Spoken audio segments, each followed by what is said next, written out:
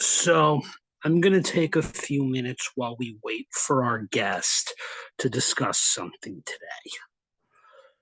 Basically, in the last couple of days, we have a little bit of a continuation of kind of how I felt last year. This time, it's not so much the criticism. It's the fact that now my good friend, the wife is now pregnant.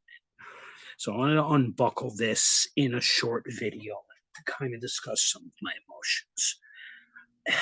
It's not easy at this age, especially when you're becoming, closer to 40. You're going to be 39, this year.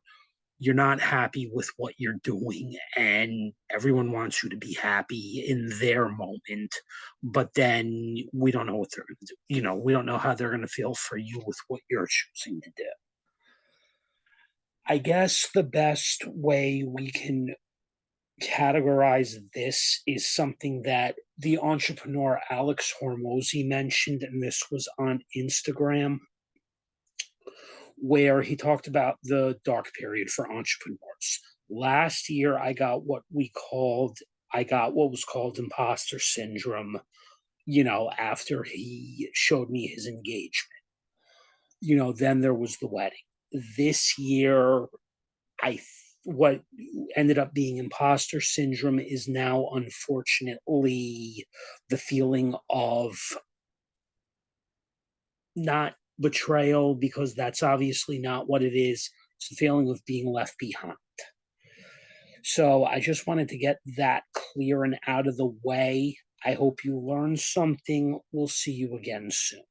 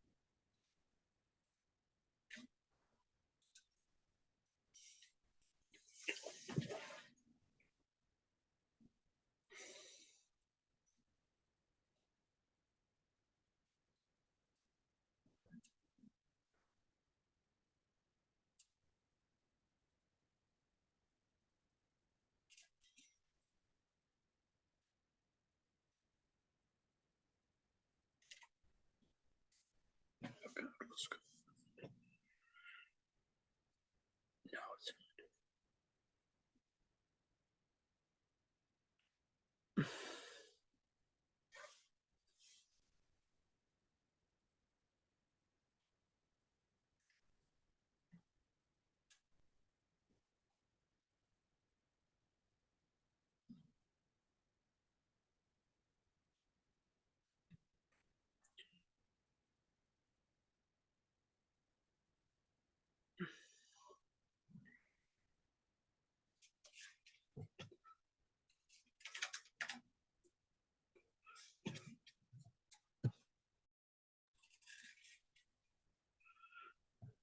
all right. You ready? All right, let's just give you a second. Connecting to audio. You in?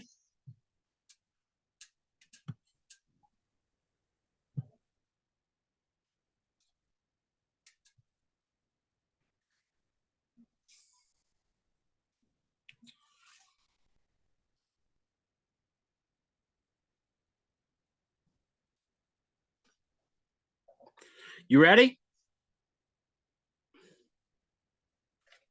Yeah, something's up. Can you hear me okay? I can hear you. Can you hear me? Yeah, I can hear you just fine. All right, excellent. All right, so we're gonna have. I drew up a couple extra things for tonight, and I think we're gonna start. We're gonna start off with the introduction. All right. Okay. Welcome everybody. So tonight for Pick Your Brains, we will be having another hiring manager today who has a very great brand that he runs on LinkedIn that he's going to explain a little bit to us. Let's welcome Adam tonight, who works for a very large tech company and also does career coaching as his secondary thing. So what I would like for you to do first is I'm going to have you explain exactly your content for the audience so we can get to, and then we're going to do a little scenario. Then you're going to tell your story. All right. So Okay. your content, from what I've seen on LinkedIn, which by the way, I've always liked it from the beginning. It's honest. It's upfront. You do it from the eyes of a hiring manager or from somebody who runs a department. Explain what explain in to us in a few sentences what made you decide to do that type of content. Well, in a few sentences. Or Sentence you can number. do a paragraph. It doesn't matter. Okay, okay, fair enough. The honest answer is that it started because I thought I was going to lose my job back in 2019. So I was working at Boeing. Um, I went out on maternity leave with or paternity leave with the kid, my first child. And in the 3 months that I was out, the world basically turned upside down, right? COVID started, there was no travel. The writing was on the wall for the aerospace industry that they were going to go through mass layoffs. So I was on a couch with my 3-week-old son thinking I should probably start thinking about a plan B. And that's exactly what I did. So that's the first component of that answer is it was a side business that I started because I wanted to have some kind of a fallback plan. The second answer is I started posting content in late 2019 and I didn't really know what my voice was. I took a full year, probably around 8 or 9 months to figure out what kind of coaching I wanted to talk about. I started in 2020 doing some life coaching. I did some personal development coaching. I did career coaching, and through kind of a process of elimination, I was like, yeah, career coaching's it. That's where I feel the most comfortable. And then that is a good segue into like the third part of the answer where I had been I had been managing people for about 6 years at that point and just knew that I had a passion for career development. I had gone through some coaching programs at Boeing. Boeing has a really cool culture of training leaders. They did maybe not a great safety culture, but they definitely do some leadership training. And through those classes, I had learned that that was something I really liked. So Were that's those bonus classes that were offered in the in part of the benefits package at Boeing? no, good question. Uh, there's different tiers of leadership training at Boeing, and it's a very interesting story actually. Um, there's leadership training that anyone can take, right? I mean, you don't have to be a manager. I mean, literally anybody could sign up for it and take classes, and there's people that teach it. There's courses. There's training for managers, kind of in that early to mid-level range, and then they have a place like I guess the way I would word it is they have like a luxury hotel in St. Louis called the Boeing Leadership Center, where they will fly you out and you will kind of immerse yourself in this leadership environment, and they'll teach classes there as well. And typically that's reserved for like executives and above, but every once in a while they kind of open the doors for other people. But that's what it looks like. It's sort of funny you mention that because we see this often on that platform. Since you and I, in a very brief explanation, we've interacted with almost a lot of the same people for how many years now? Since I really got more I had been on this platform with an account since 2010 or 2011, 2012 area. I never really officially started using it until 2020. Mm. So what I heard about it originally was if you were looking for a job, it was the right place to be. What I didn't realize is people posted up resumes, which some people still do today, and then kind of figured, see what happens. Then I come on in 2020 and it starts to look a lot more content created friendly. The only funny thing is, what the platform sort of reminded me of in the beginning? What? A platform that I had basically lost two accounts on, Facebook. Oh, It had a yeah, there Facebook definitely some feel to it. similarities. Huh? There definitely were some similarities early on for sure.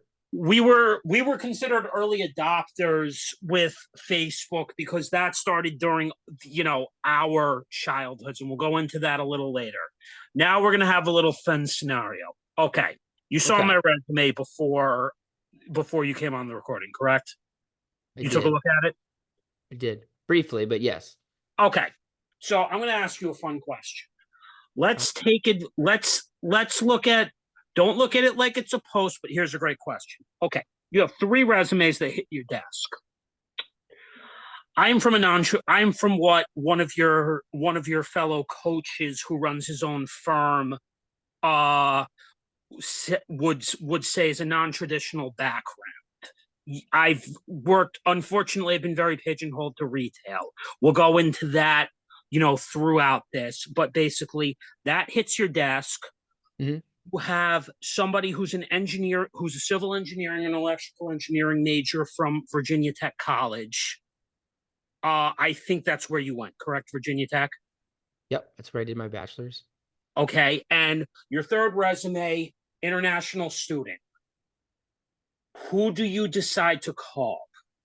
And how do you evaluate the resumes? So your choices are as follows. Okay.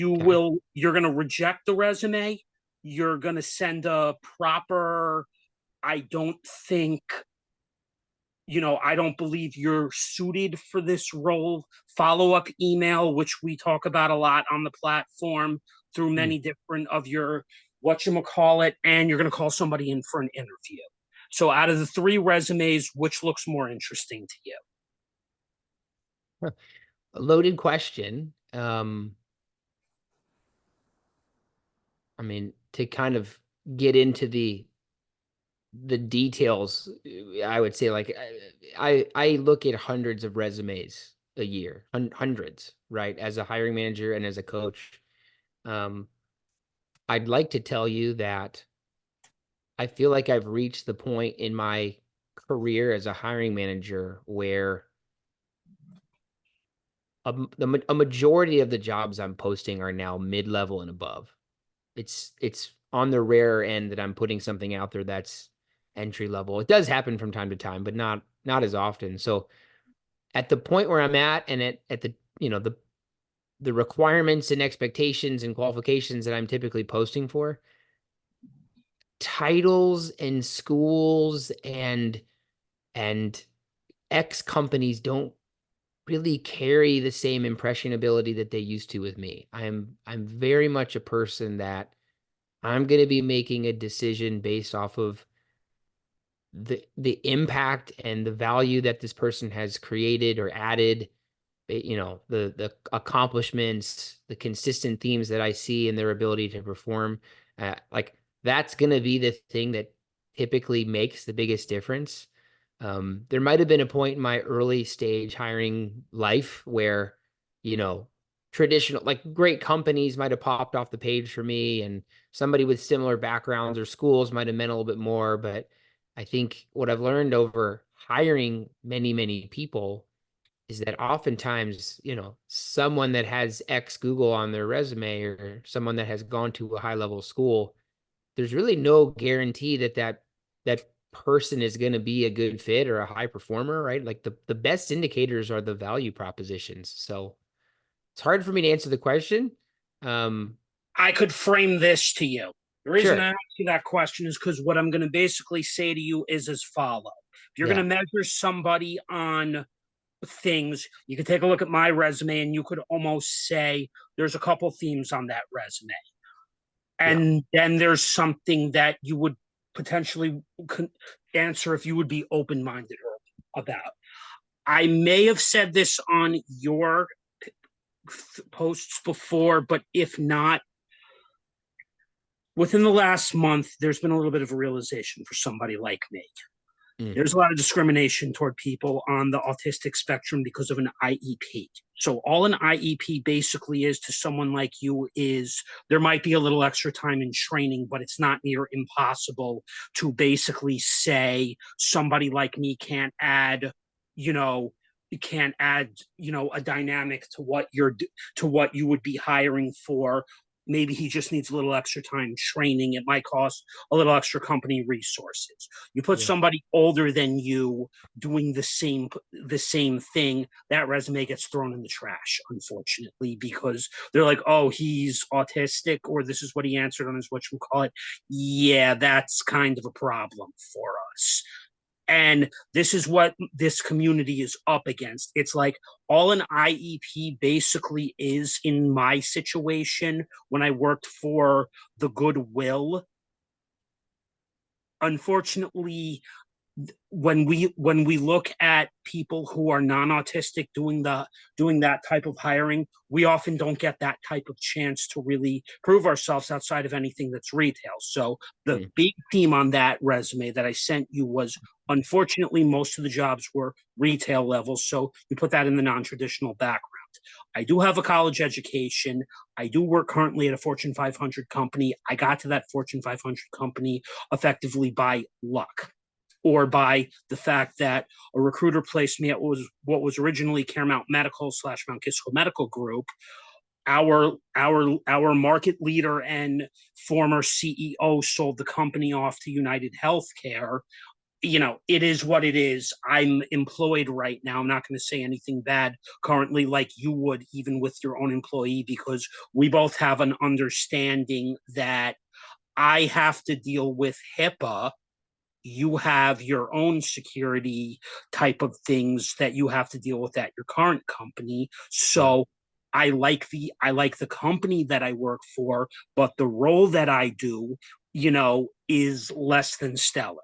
But I'm just going to leave it at that, because you know if the I can edit this out, but if this were to ever get discovered, there might be some level of consequences. So what I'm going to say is, currently at the company, I like the company that I work for. I just don't like what I'm doing at the moment for a couple reasons. So the question would be is, do you call somebody like me in for an interview given what we call the non-traditional background, at least, and see what you could potentially do with an open mind? Yeah. I mean, I'll kind of start with two things. Number one is like the training we get now, even in the high level tech space is that At your current biz company, right? right at my current company, which is, I mean, you can go look that up on LinkedIn, right? I know where you work because we have somebody else in common who I just met last week with her Okay. husband, and she's an employee at the same place. Yeah, so like we get training to some degree. It's not overly intense training, but but we go through different training modules and classes and stuff, refreshers every year on how to make good, hiring decisions and how to eliminate biases or audit for biases, look for biases. And the general consensus is that we should be working to build diverse teams. And that, Or moats for diverse teams. yeah, and again, like diverse can mean different things. It doesn't always mean people with different skin colors, right? Sometimes it means, Well, listen to this because I've had three people on my show: a social worker, a woman who actually worked for Fortune 500s herself with a computer info systems degree, which was now computer science degree, and she was in DEI herself. Every DEI every DEI official manager is a different person. They're not all bad people, and I agree with that thought because what I yeah, am about to say, and I said this to both of them, and they both agreed with me, is that people who are neurodiverse are not getting the same representation.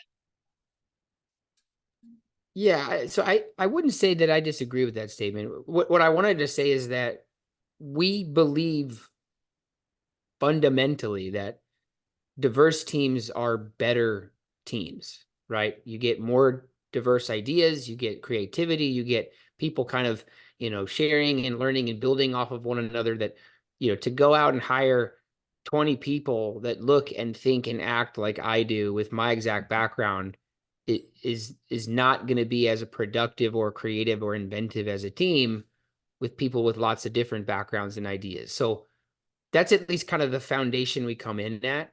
In terms of how we'd fill a pipeline, um, yeah, like we do have kind of not unspoken, but like there are diversity targets. There's diversity audits that we do when we think about who we're considering. And the objective is to interview a group of people that represent lots of different backgrounds, places, spaces, ethnicities, ages, income levels. Like that is an objective. It's something that our teams are cognizant of and thinking about. And I guess what I would like to answer your question very directly. The hope would be that that that myself or some other person making a hiring decision doesn't doesn't, you know that this individual has autism at the very, very beginning, right? We would hope that we'd be able to evaluate, especially on a resume, people's profiles without knowing what they look like or how old they are or what, area of a spectrum they may or may not be a part of or on. We're evaluating based off of basic and preferred qualifications, what's in the job description, and then of course, like evaluating their ability to meet that job, do that job, perform that job, and to what level, to what ability. So we're trying to be unbiased as we go through those types of exercises. At some point, right, if you need an accommodation because you have autism or you have some condition, or again, like medical, health, wellness related, there could be a lot of different things. It's okay to disclose that and ask that. There's laws in place that are designed to protect you in those environments. But I think, to your point, like we all know that in reality, biases do creep in when those types of things get disclosed, right? And I'm not saying that they happen with me or where I work, but I do think that in industry, in different places, it's virtually impossible to prevent that from happening, right? Biases happen No, you for can't all prevent it kinds of from reasons happening. all the time. So I just did a post earlier today, Mhm. before I came on this, which was a little bit about kind of my current feeling, not necessarily toward employment, but more of a justification of why I ended up in entrepreneurship. When you just touched on unconscious bias, Mhm. Unconscious bias has been a very huge hot button political issue as well. So I'm not going to go too much into these public policy, things with somebody like you because that's not why you're here. And that would be more of a panel discussion, and even I would try to lighten it and make it digestible for people because I know with the LinkedIn platform, unfortunately, there is a huge criticism with the platform. They don't want to discuss actual politics, but then when large companies do massive layoffs and then you see select people complaining about wages, cost of living, then my personal favorite, why are they doing this? That is literally just what I'm trying to talk about, which is a political issue when companies do massive layoffs. And I'm not just talking about tech because it's not a popular tech thing because when we were growing up, which which sector sadly does the most layoffs? Finance. Goldman Sachs, all the you know, Yeah. I'm Goldman Sachs, your old company Boeing. They're that's unfortunately something I bet you could fess up that you saw yourself. Oh yeah. I mean, aerospace is very much a roller coaster industry, right? Think about events that affect travel or affect, world economics. Like the aerospace industry as a whole is very sensitive to those. When 9/11 happened, I mean, there was giant waves of layoffs. When COVID happened, giant waves of layoffs. If people aren't traveling, then companies aren't buying planes. And if they aren't buying planes, then there's not as much reason to build them. And Boeing was known for defense systems, though, if I remember sure. correctly. Well, Boeing first did obviously airplanes because that was the main part of the business, but then eventually they started venturing off into like different military projects, if I remember correctly.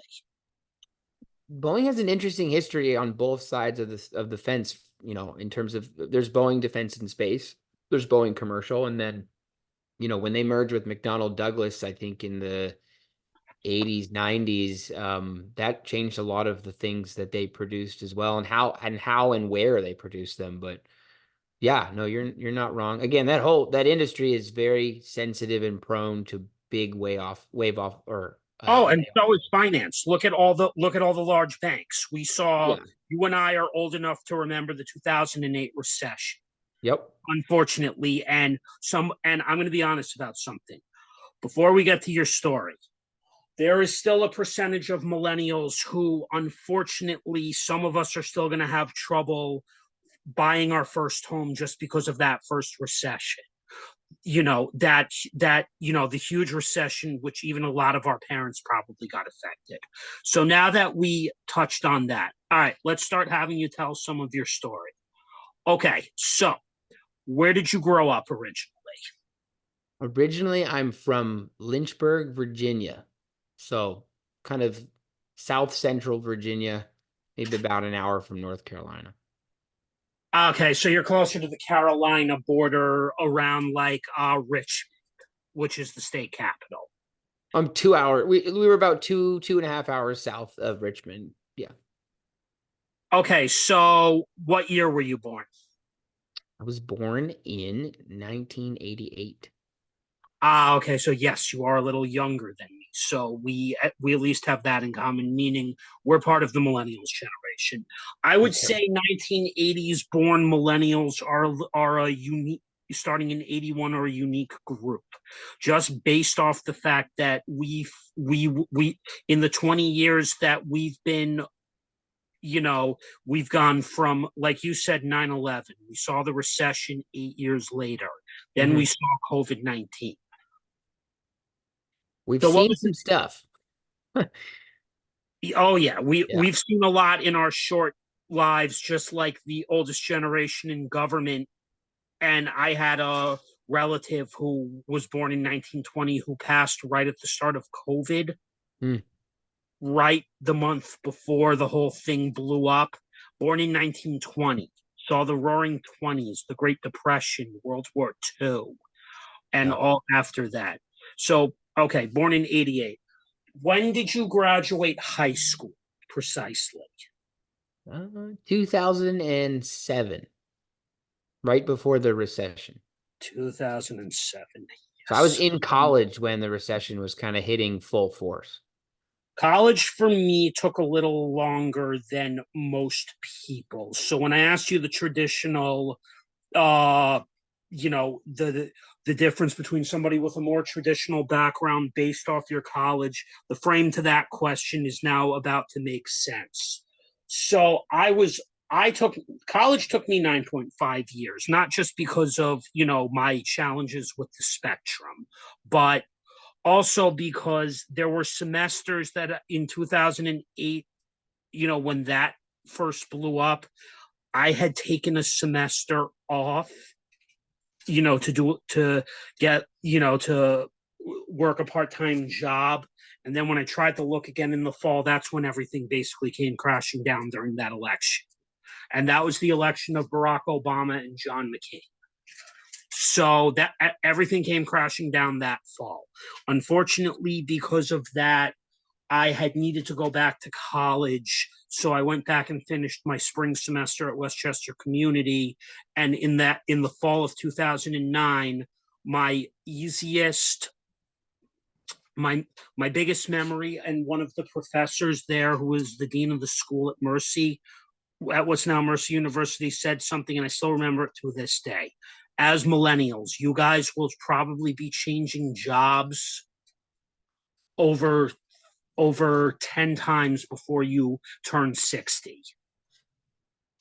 And I don't think and unfortunately, looking at where we are now, she's not half wrong. Yeah, doesn't sound like it. Doesn't sound like it. And it was right to forecast that, because that recession changed a lot. So what was the GPA requirement like for Virginia Tech? And were you very strong in STEM? Science, technology, engineering, math? Yeah. To get into Virginia Tech, there was a GPA requirement. I met that out of high school.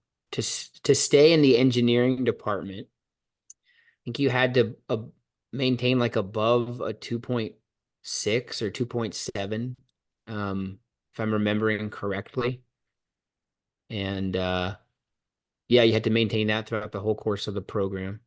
And then what was your other question? Uh, were you met the STEM? Oh Which yeah, end? was I strong in STEM? I would say this, like I really loved learning about science and physics. Like those are by far my favorite classes. Sciences, absolutely. Physics, absolutely. I loved the engineering classes. I loved the mechanical engineering classes, civil engineering classes.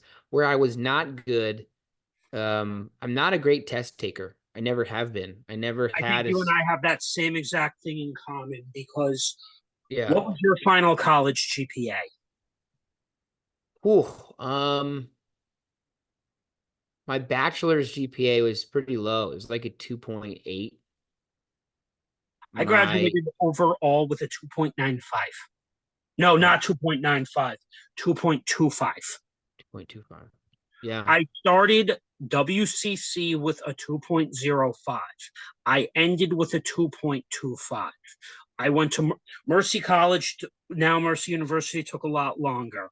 Mm, I ended up finishing with a 2.25. And that was because there was one class that held me back between both degrees, math. mm. I sucked at math. I could Gotcha. try I to do it sucked at now. electrical, if it makes you feel better. Anything with electricity, I was terrible at. Um, so yeah, like good at physics, enjoyed those classes. I liked the engineering courses. I hated anything having to do with electricity just because I can't visualize it. I really struggled to do the theory. And then We have a lot I more wrestled. I wrestled in college also. So that was maybe another, I don't want to say like it's not an distraction. excuse, but like the first 3 years at school, I went to school for 5 years. Um, and one of those reasons because I was planning to go 5 years because of sports.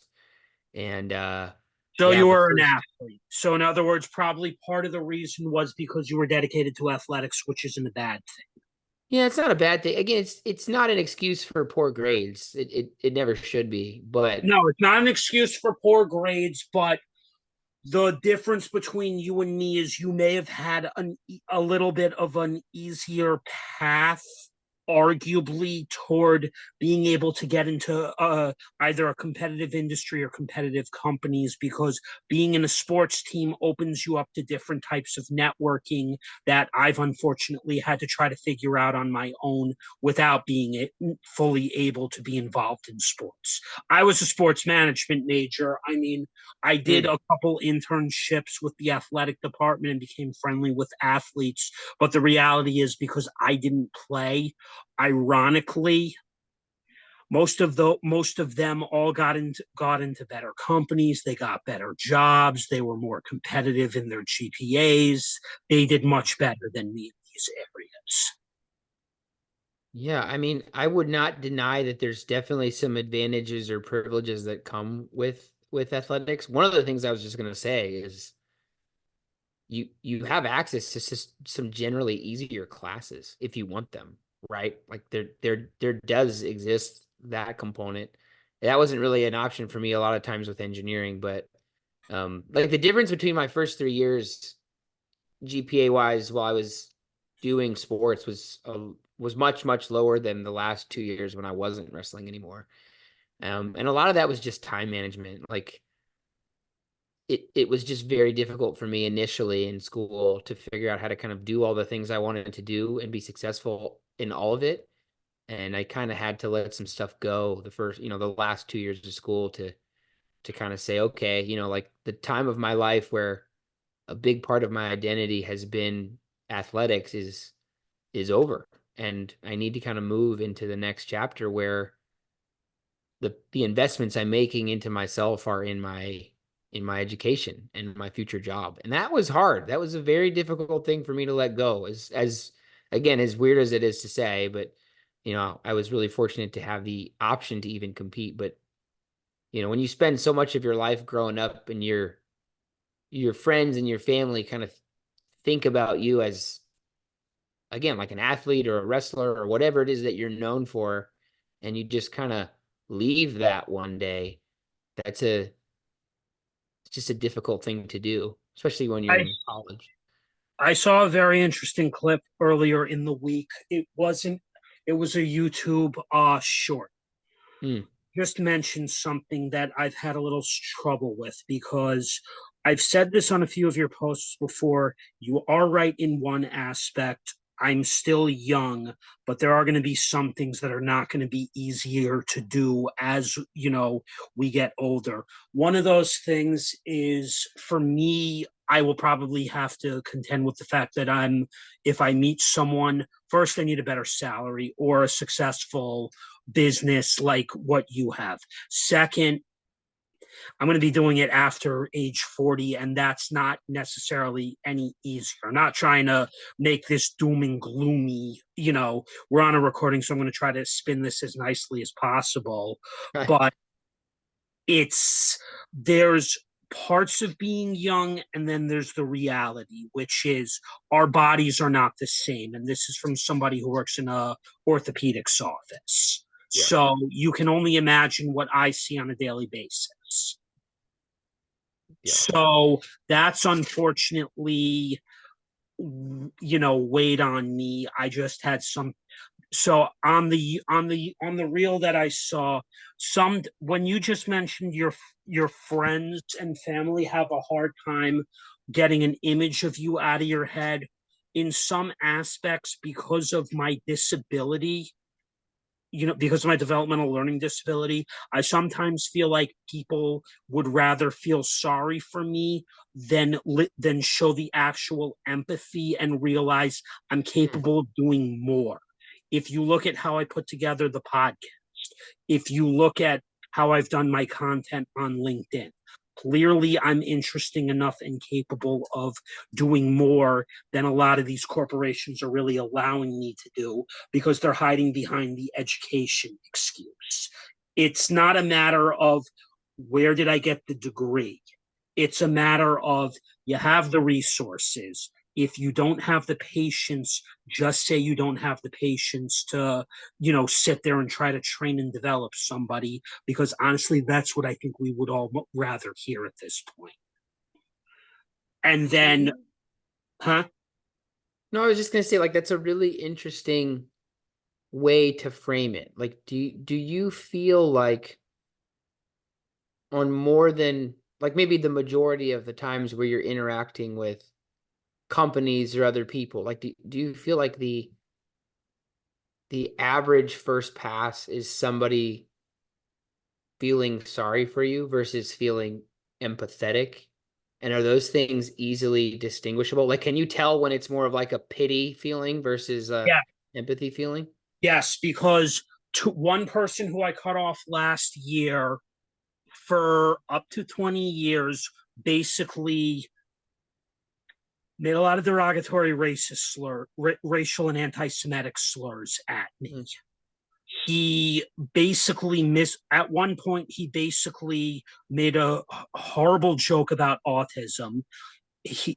And then even with the autism, he said to me, well, you're not married, so your opinion doesn't matter. Your opinion has no value because you're marriageless and childless and you don't understand.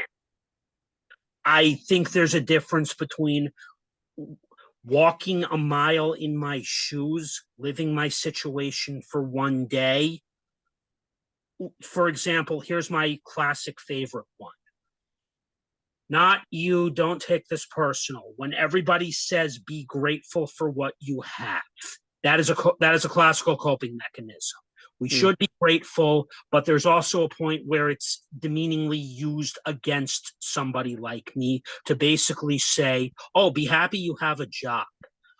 So here's my thought process on this.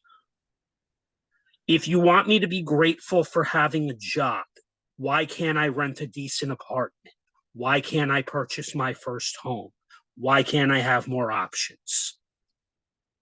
Is it maybe because you don't want to pay somebody on the autistic spectrum, to reasonably be able to live same with other people because it's too expensive, or because you don't see value? And yes, I feel this way a lot. I feel we need to get empathy correctly, which is living somebody's situation for a day. Could you let's ask you this. Could you imagine a situation where you're not working at a Fortune 500 company, where you had to spend 16 years in retail because of a misunderstanding over a developmental learning disability? Would you want that for your children? No, no, I wouldn't want that for my children. But again, I guess like I don't necessarily think in terms of a right definition and a wrong definition of success. I think for me, it's all about like I want my children to have what is best for them, and if my kids really wanted to be in retail or really wanted to do a thing and they had some sort of a developmental disability, which let's be honest, it's my kids are pretty young, so I'm not taking some of those things off the table. My son might have some stuff, but anyway, all that is to say is I it's not like I need my kids or even myself to make a certain amount of money or accomplish certain status things, even though the world kind of tells them that that's what they need to be quote unquote successful. I'm really, really big on, you get to define what success is on your own terms. And if someone else is defining it for you, like you have an issue, like you need to be confident and capable and understanding what that means for you. And the other thing is that like that definition changes over time and it changes through different phases of life. And what I thought successful Adam Broda was in my early 20s is not what Adam Broda in his early 30s thinks successful Adam Broda is. Like so Benjamin in much. his Benjamin in his late 30s. I don't feel successful, but I know I've at least been able to keep myself going despite some very challenging social issues in my life that I've even described, to you right now, because we're comfortable being able to talk about it. Yeah. Even if we don't know each other physically, we're collaborating and doing a podcast. And I can tell you exactly what I told my social work guest, Paula, back in, was it February? No, it was on her podcast. I honestly believe the way this country is designed, it's not autism friendly. It should, there's still a very long way to go with this. I feel from a public policy perspective and a corporate policy perspective, they just don't know they just don't know how to work with us. And they don't show empathy or, sympathy the right way. And sometimes their messaging is a little off. I think that has a lot to do with the capitalistic mindset. I think, like, in my opinion, it's not so much our country, it's more just our culture. Our culture is an extremely selfish and self-centered culture where the acceptable thing to do is prioritize yourself and what you want and what you believe is right and what you believe you need above everything else. And a lot of times what that happens to what that creates is it creates a situation where people aren't by default thinking about how they can help other people that can't help them. And So I don't want to say this the wrong way, but like sometimes that I think that's the stigma around people with certain types of disabilities or learning differences or functional differences is that we have this hyper selfish culture where when we see someone that might require a different work environment to be successful or might require support in a different way to be successful because of the way their brain is wired, their default is to say, oh, for me to hire that person or work with that person and to create success is going to take more of my time, it's going to take more of my attention, it's going to tax me or burden me in some way. And because we're so dang selfish and we think that those things are going to hurt us in the long run and not help us in the long run, that's where these stigmas kind of originate from. So that's my opinion. I don't necessarily think it's the USA versus others. I think it's just it's that we've kind of facilitated this I think false we've hid belief behind. that I think you're hiding behind a different. You're hiding behind what I would call exceptionalism, not actual capitalism. okay, Exceptionalism is more about the individual. So if the individual doesn't, supposedly, I'm going to use a really stupid LinkedIn term, which is never defined on that platform, okay, value, which gets thrown around left and right, and it's clearly never defined. And I want to make one separate criticism about LinkedIn. You just sure, mentioned capitalistic mindset. The biggest criticism with that platform and what you mentioned about how we don't properly help people. The colleague of yours that you and I have in common, you both work at the same company, agree on this. The definition of help is I need to get something out of it versus actually you know, being more realistic to help the person. yeah. Not everything should be about money when you want to help somebody or what you can personally get out of it.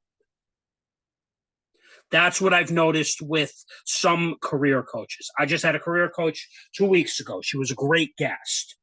She mentioned if I ever wanted to, you know, take a consultation with her, the only thing is it would cost a little bit of money. I'm like, I will consider this maybe in the future because I'm already working with someone, but my my mentor or the director of student services and professional development, we kind of have an agreement on something because she's basically said to me she's seen of some of what I'm talking about on the platform go on, where she's had students who come back to her where she's had to teach them to rewrite a resume because some of these people who are resume writers have not done a good job,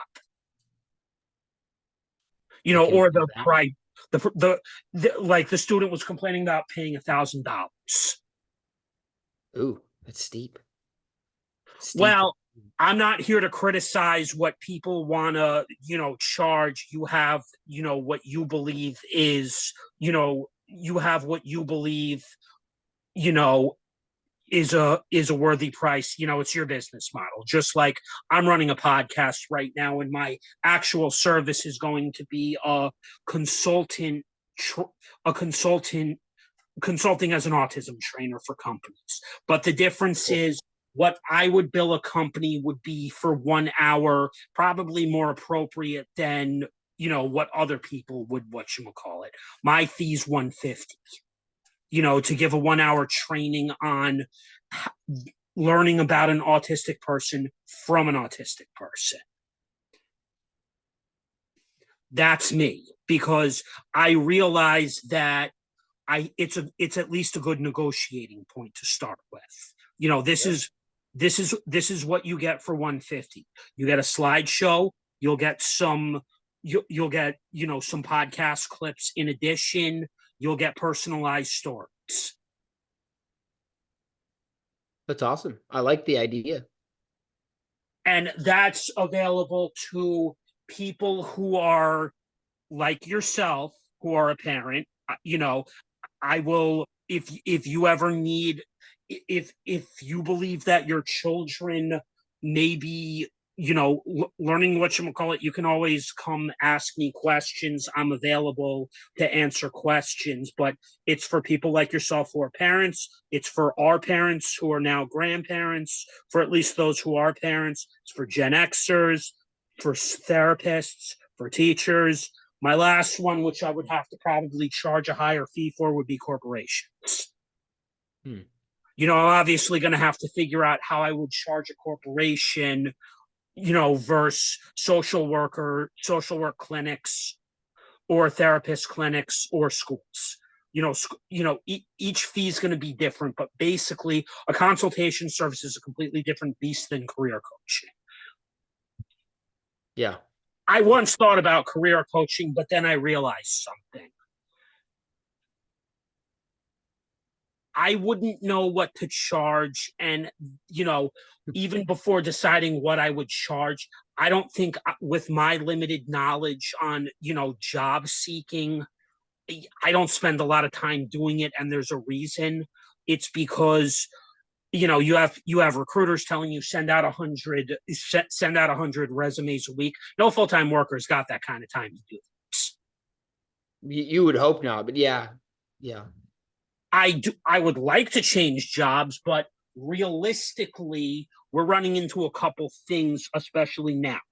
You and I have to worry about ageism. You're fine because you've obtained management. Although, they may eventually later on, you don't know what's going to happen. But for me, I have to worry about ageism. Then there's you know, I can reinvent myself, but not everything should have to be a degree.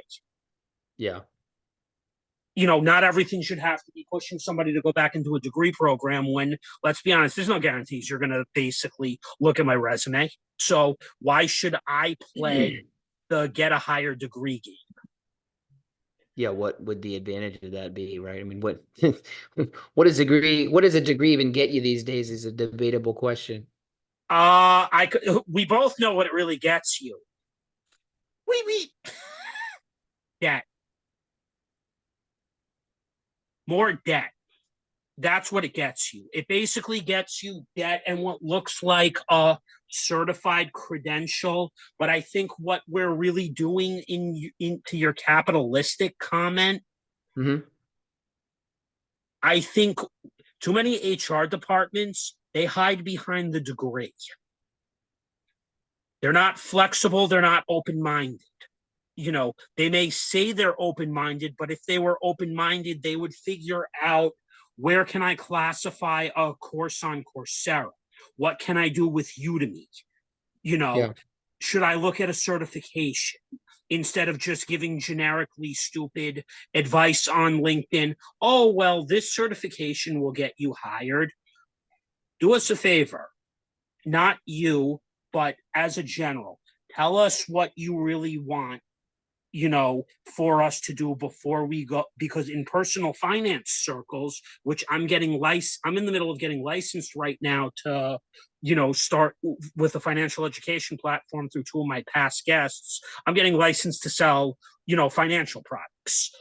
I feel like it would change people's personal finance goals if they knew what they had to get educationally to succeed in the job market. You can tell me if you agree or disagree. I have a lot of loaded opinions. I think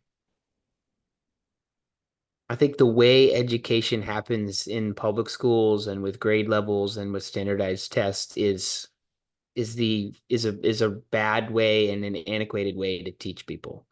I think knowing what I know now as a hiring manager at, tech firm and hiring the people I do and the way I evaluate when I hire and the questions I ask and like what do I actually need for someone to come in and successfully do the job and add value. I think degrees are important in some skills and some roles, and I think they're not in others. And the very real reality is that we don't do a good job telling people that before they decide to get them. I think, That's the criticism that I have said for years. yeah, Tell me what I need first. Because I said this to somebody at WCC when I was looking at some courses in continuing ed. I'm like, why weren't we told what we really needed as kids if you, who's working in an office for a college, is getting told by corporate, and then corporate just changes their mind the next week? Like, pick a direction that you're going to that you're going to advise someone, because almost effectively what I think you're really saying is basically we don't know what the hell we want. That's really what they're doing. and it changes so fast. I mean, even look at some of the best universities in the country for engineering degrees, right? It's computer science and computer engineering. Those kids are starting, on 4-year degrees learning software that in 4 years probably won't be what everyone's using anymore, right? Think about LLMs and generative AI. Like some kid in college at MIT is going to be learning how to use a generative AI platform that won't exist in 4 years when they graduate. Our I think, mutual contact, speaking of AI, just said something very interesting to me on Sunday. She's okay. like, you should consider learning AI because eventually in healthcare that might replace scheduling. I'm like, no, that's not going to happen as long as our last two senior generations are alive. I don't care what anybody says, because when you call the doctor's office, you're going to scream at the phone to talk to a human. You're still going to need a human. Yeah, I think that's definitely going to be around for a while. At least they want to know or believe that it's a human, right? I think the closer and closer AI gets to actual, human quality impersonation, that might change. But I don't disagree. I think no one would You want to take can't that get chance. rid of a person, because especially when you're dealing with the silent generation born 1926 to 1945, and then our parents' generation 1946 to 1964, and then Gen X. They all want to be able to speak to a doctor or a nurse. They're not going to be thrilled speaking to a supercomputer. Yeah, I also think about like the medical space is really interesting. We have this question come up a lot even at work because I work in the medical and health field, and we can't have, for a lot of reasons in current state, can't have computers making medical evaluations and medical decisions, right? Like No, we you have can't. to have a human doing that. Even I know this, and Exactly. I'm directly in the industry myself. Yeah. So I think you'll see AI fill more and more assistant level roles, but I think there's always going to be critical skills that aren't replaceable, and there's a Not with long way to go schedule. before we get to that point. But I yeah. will make this comment when it comes to scheduling. We've tried where I work. Before it got bought out by United Healthcare, the biggest complaint when I was a patient The phone system never got fixed. The phone system is a mess. So basically, if you're calling for one department and you don't listen to the correct menu prompt, you end up in a different department and that person has to transfer you. So by the time they get over to me to book an appointment, they're already half pissed. So if you let them book online, the next problem is they don't have access to their records to know if they're a new patient or if they're an existing office visit patient. So that makes it annoying for a scheduler because the nurse is typically telling us you're going to have to call this patient back and you're going to have to rebook them for a longer visit versus what they thought their visit is. Got it. Got it. Okay. So with those type of things, before you could even bring in some level of artificial intelligence, you're going to allow outside people like you access to be able to look at your health records to know when is the last time you saw a certain provider. Yeah, like I said, I think that there's going to be just as many legal and liability hurdles as there is going to be technology hurdles. There's so much that would have to change in that world for us to see AI or generative AI do what humans do. And that, again, I would say I'd probably make that statement about lots of different industries right now, that it I really believe that artificial intelligence is the next internet. You know, it's going to be a technology that redefines how everything works. It's going to be a technology that changes generations of people and cultures.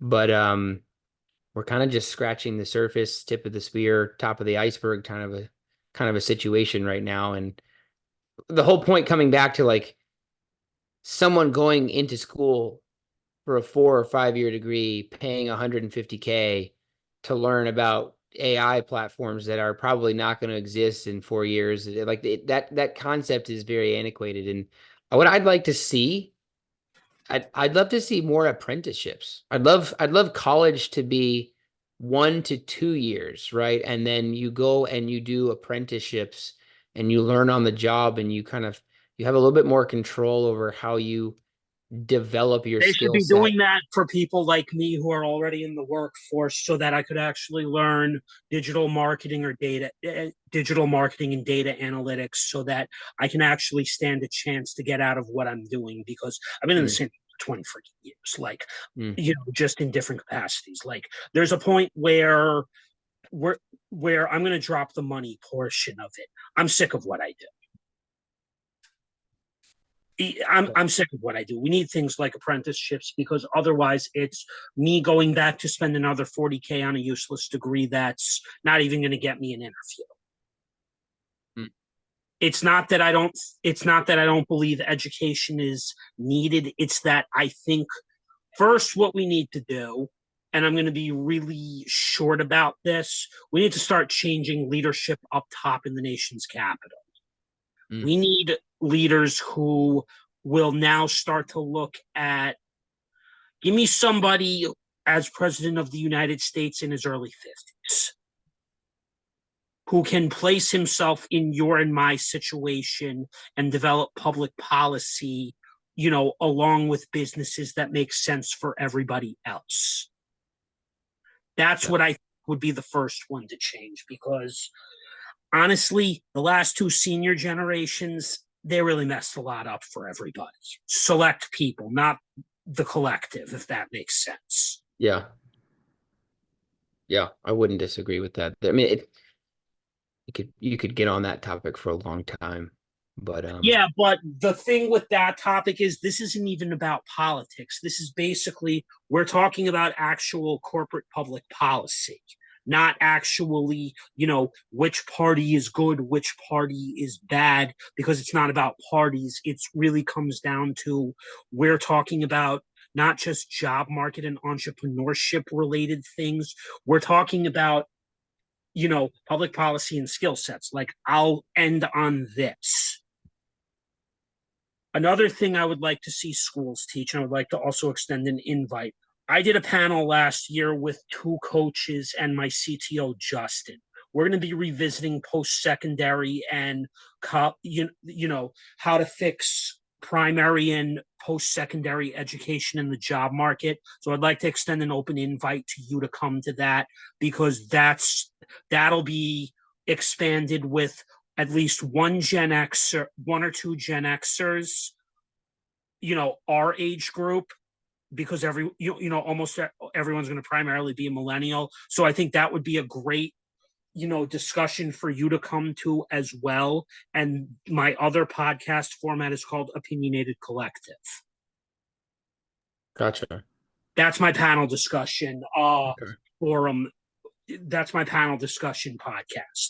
So basically, that's where we get a little more into, more of my action, more of actually where autism, comes into more effect. I do snippets here for this thing because, today I did, I made this a back and forth for the both of us. Yeah. Yeah. And then Makes sense. I would just wrap our episode up on this question. Okay. With a company like where you work, could you see would you hire me and get me trained if you were presented with my resume?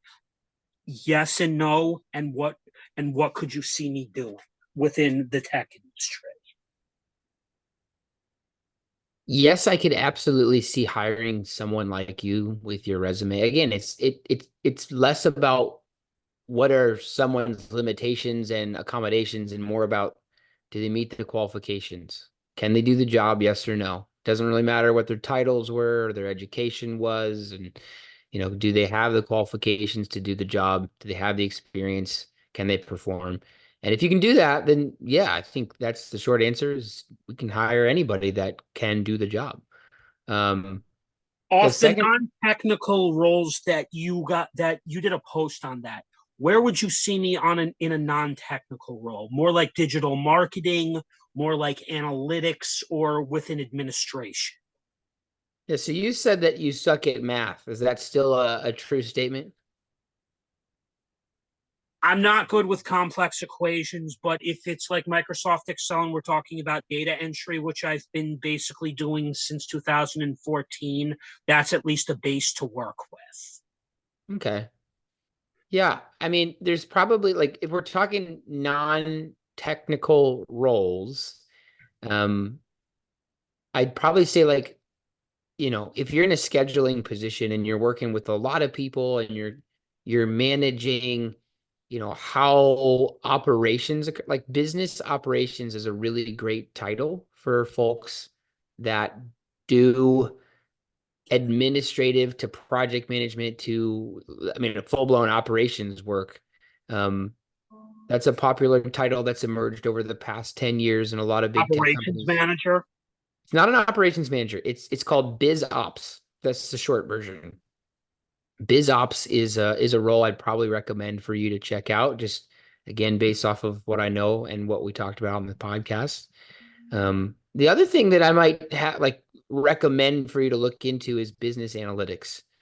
That if you're okay with data entry and you would enjoy the challenge of trying to pull insight out of information, that could be a fun job. Like And then wield a story. Because effectively, if you really think about it with podcasting, what did I just do today? I basically we both told some level of a story. yeah. This is what podcasting is. Podcasting is basically the post you'll see later on that I put up for tomorrow, for tomorrow's social Saturday is basically the justification for why I went the entrepreneur route. Mm, So Alex Hormozy on LinkedIn talked about something 2 weeks ago that I came across, and it was basically the dark period. When you float from an old group of friends who are all at a different point in their life now, like yourself, with yeah. families who don't have as much time for you, but then the new group of friends who are entrepreneurs, you're not at their level. Mm, So he spoke about that early on in when he started one of his earlier ideas, which I think was a fitness idea. And yep. he basically said that was a hard time for him because he didn't have the money, the attention or the skill set. So this is kind of where I am right now.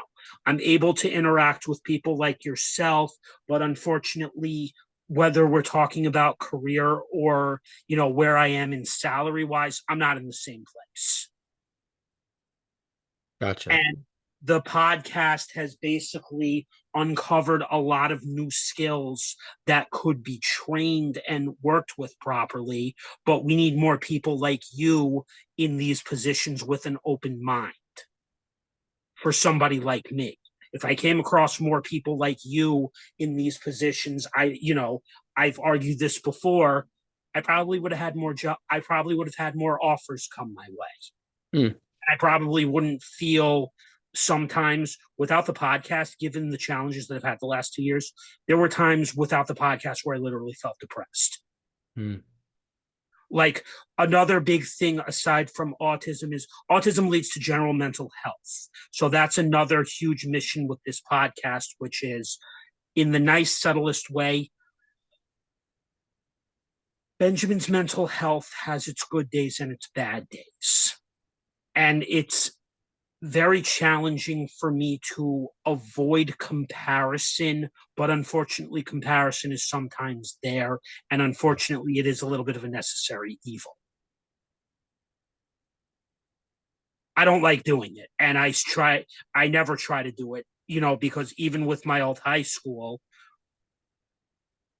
I learned people who came from families where mom and dad stayed together, had a little more money, had better opportunities than me, put them in my situation, they wouldn't know what to do.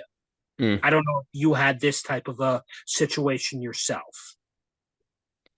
Yeah, I mean, I have to like I get these questions from time to time, and the short answer is like I come from a pretty traditional background, pretty traditional family, privileged to say that my parents are still together, and there was just, I mean, I was blessed with a lot of things. We weren't like mega wealthy and stuff, but I had a very normal upbringing and a happy childhood. And my parents were wise enough to teach us about money very early on, and wise enough to teach us about what kind of degrees we should pursue, and had a lot of help. So yeah, that of course is a big part of who I am right now. And while both mine were still involved in my life, unfortunately, they got divorced when I was 5 years old. And especially for somebody with autism, that from a young age and dealing with that didn't help. Yeah, that's a thing. They and that's not going to ever be easy. I tried to explain this to my best friend, and they don't, he would never be able to understand this because, that is huge. If the parents don't get along, you're basically on your own.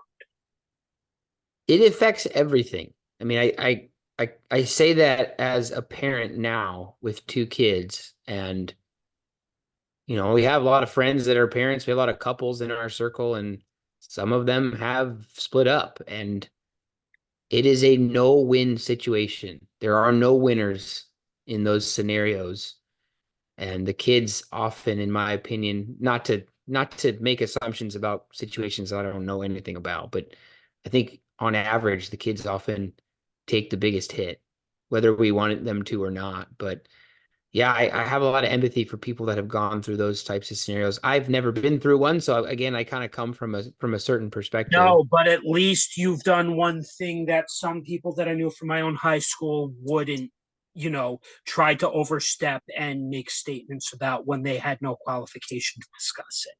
You admitted to me that, my parents stayed together. I was very fortunate and privileged to have that. But you also mentioned that you can you, you can understand and empathize because no, it's not easy. No, it's not. Like I said, I've seen enough of it happen, and I've been close enough to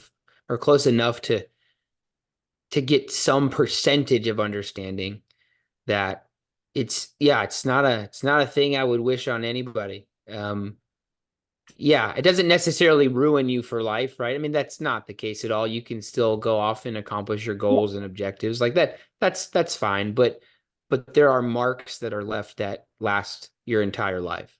Well, a couple marks for me were unfortunately the one that was most effectful, which is where I am right now, which is until I'm able to meet someone, relationships and friendships are not going to come easy because my parents had not a good relationship. My father Mm, wasn't the world's most perfect figure either, but what I might think about is if you would be open minded to potentially doing a panel discussion on divorce, and marriage, I might do something like that if you're open to gender topics. We have a we have one of my co-founders up in Canada who likes to debate those type of topics. So I think that would be a interesting fit for you as well. Just depends on how I write it, since basically I don't give myself fancy titles with something like this. yeah. I make it real simple. I'm a podcast host and a podcast producer, which, basically this was one of my original dreams, was to be in the film industry, but because I ended up all over the place in healthcare, you know, a next likely step for me would potentially either be media or tech Mm, or education, mm. because I've effectively decided I like healthcare, but I'm going to end up with limited growth. So, anyway, I appreciate you coming out today. This was an awesome conversation to have with you. You're a great like-minded person to, now have in my corner, as someone that can, maybe give some, production tips and advice on how to make the product better, as well as the service. Maybe we'll revisit my resume at some point. That's up to you. But I'm going to end here. Thanks for coming out. All right. Thank you. All right. Have a good night, my friend. Thanks, Benjamin. It was a Thank pleasure. you. Take care. All right. Bye.